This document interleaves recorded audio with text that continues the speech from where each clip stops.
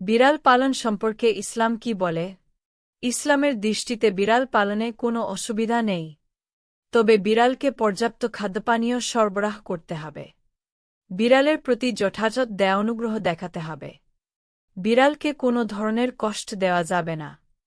তবে সবসময় সতর্ক থাকতে হবে, বিড়াল কোথাও নোংরা বা অপবিত্র করলে সেটা যেন পরিচ্ছন্ন করে নেওয়া হয়। বিড়ালের ওপর কোনো ধরনের অবিচার হলে গুনাহগার হতে হবে।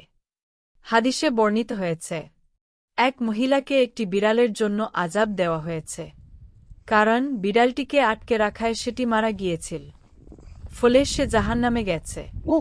বিড়ালটিকে সে আটকে রেখে সে খাবার পানীয় দেয়নি, আবার ছেড়েও দেয়নি যাতে করে জমিনের পোকামাকড় খেয়ে বাঁচতে পারে। মুসলিম হাদিস 5745।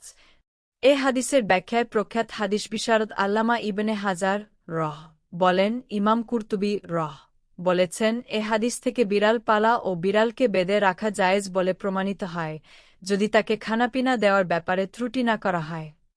ফাতহুল বারী 6412। পশুপাখিসহ আল্লাহর যে কোনো সৃষ্টির প্রতি দয়া করলে মহান আল্লাহ দয়া করেন, অজস্র সোয়াবে ধদ্ধ করেন।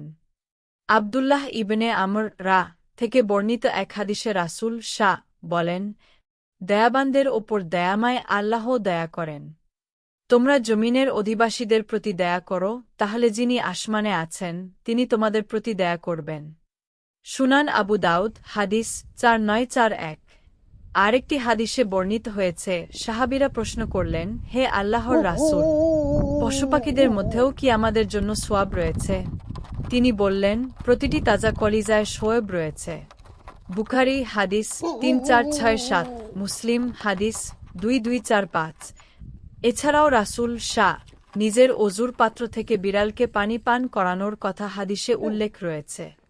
প্রখ্যাত সাহাবী আবু হুরায়রা এর বিড়াল প্রীতির কথাও প্রসিদ্ধ।